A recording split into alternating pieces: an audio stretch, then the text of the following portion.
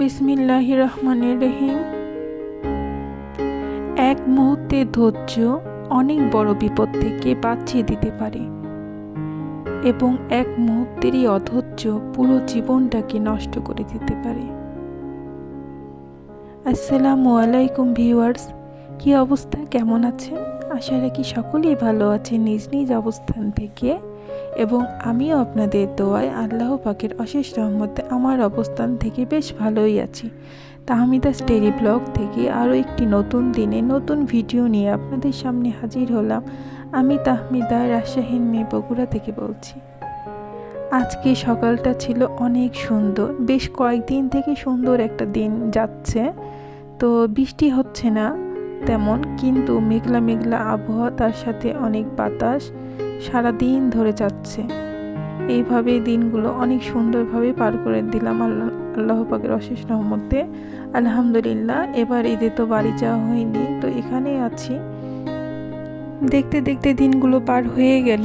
আজকে ঈদের দ্বিতীয় দিন। এই যে কথা বলতে বলতে বেশ কিছু কাজও করে ফেললাম। তো ঘর বাড়িগুলো এখন গুছিয়ে নিচ্ছি, মানে আজকে তেমন একটা রান্নার চাপ নাই।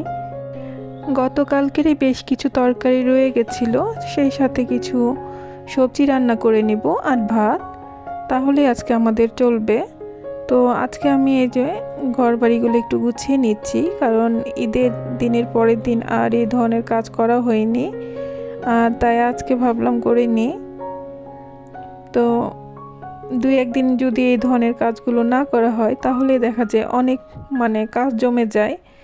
তাই আমি স্কুল যেহেতু এখন বাচ্চাদের বন্ধই আছে, তো ভাবছি যে এই ধরনের ডিপ ক্লিনের কাজগুলো করে নিই, না হলে আবার বেশি কাজ জমা হয়ে গেলে আবার আমারই বিপদ, আমাকে একা হাতে তখন সামলাতে হবে আর একসাথে অনেক কাজের চাপও পড়ে যাবে। তো দুই একদিন যদি না হাত দিই, তাই দেখেন কত ধুলো জমায়। ওখানে কিন্তু একটা মাকড়সার জালও দেখছি হয়েছে। দুই একদিন যদি সব প্রতিটা জিনিসে সংসারে যদি হাত না দেওয়া যায়, তাহলে মনে হয় যে কবে থেকে যে আমি ধরি না, এই অবস্থা হয়। তো ডিজাইন করা ফার্নিচার তো আমার খুব বেশি পছন্দ ছিল, মনে হতো যে ডিজাইন যত হবে তত বেশি ভালো লাগবে। কিন্তু এখন তো ভাবি যে কেন যে এত ডিজাইন নিয়েছিলাম, কারণ এই যে ডিজাইনগুলো পরিষ্কার করতে যেয়ে কিন্তু অনেক বেশি কষ্ট হয়। দেখতে যদিও ভালো লাগে, কিন্তু পরিষ্কার করাটা কিন্তু তার চেয়েও বেশি কষ্টকর। আশেপাশের ভাবিরা বাসায় এসেছিল ঈদের দিনে বা ঈদের পরের দিনেও এসেছিল, আমার বড় মেয়ের বান্ধবীরা। তো অনেক কিছু কিন্তু শোকেস থেকে বের করেছিলাম, তো অনেক আবার ঢুকিয়েও দিয়েছি, আবার কিছু কিছু জিনিস এখনও ঢোকানো হয়নি। তো এগুলো এখন ধুয়ে মুছে সব কিছু রেডি করে রাখছি, যে আমি একেবারে শোকেসে সব কিছু ঢুকাই দেব।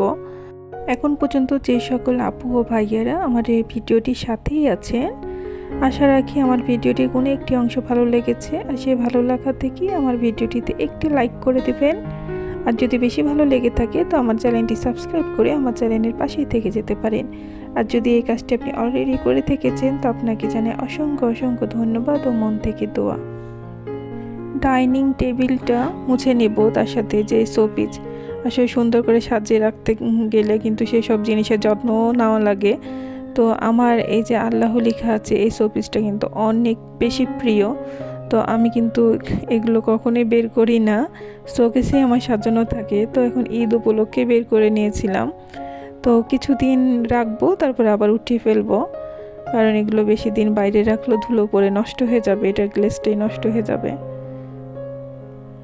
তো এই তো মোছামুছি কাজ তো সবসময়ই থাকে, এটাই আসলে আমাদের জীবন। তো আজকে রান্নার ঝামেলাটা নাই দেখে আমার একটু মনটা একটু ভালো লাগছে, একটু ফ্রেশ লাগছে, যে আজকে যাই হোক রান্নাঘর থেকে আমি একটু আরামে আছি, রিল্যাক্সে আছি যে আমার রান্নাঘরে আজকে বেশি কষ্ট করা লাগবে না, একটা সবজি করলেই হয়ে যাবে। মাঝে মধ্যে আমাদের যদি এই ধরনের একটা বিরতি পাওয়া যায় তো কিন্তু খুব ভালোই লাগে।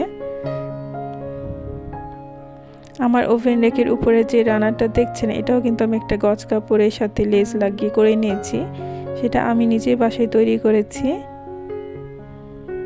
এটাও একটা আমার পছন্দের একটা রান্নার, আমার খুব ভালো লাগে। তো এখন কিন্তু বিকালবেলা একটু বেলকনিতে আসলাম, যে আমার গাছগুলোরও অনেক দিন থেকে যত্ন নেওয়া হয় না, কোনো মতে শুধু পানি দিই এতটুকুই, তাছাড়া আর কোনো যত্নই না হচ্ছে না। এই লাকি ব্যাম্বু গাছটা দেখছি অনেক পাতা শুকায় গেছে, তো দেখে আমার খুব খারাপ লাগছে, পাতাগুলো কেন হঠাৎ করে শুকিয়ে গেল বুঝলাম না। আসলে গাছটা থেকে বেশি পরিমাণে পানি দেওয়া হয়ে যাচ্ছে না আসলে কম দিচ্ছি, মানে মাঝে মধ্যে আমি বুঝতে পারছি না, বেশি দিলেও সমস্যা হয় আবার কম দিলেও সমস্যা হয়। তো এই যে আমার কচু পাতা গাছ, এইটারও এই অবস্থা, অনেক পাতা দেখছি শুকিয়ে গেছে হঠাৎ করে। তো এইটার গোড়াতেও কিন্তু বেশি পরিমাণ পানি জমে গেছে। তো এই কচু গাছে কিন্তু 2টা চারা গাছও জন্ম নিয়েছে, এই চারা গাছগুলো অনেক কিউট, কিন্তু মা গাছটা কেমন যেন শুকিয়ে যাচ্ছে, তাই একটু খারাপ লাগছে। আমি প্রতিটা গাছেরই মাটিগুলোকে একটু আগলাই দিচ্ছিলাম, যে এতে একটু মাটিটার গ্যাসটা বের হবে এই জন্য।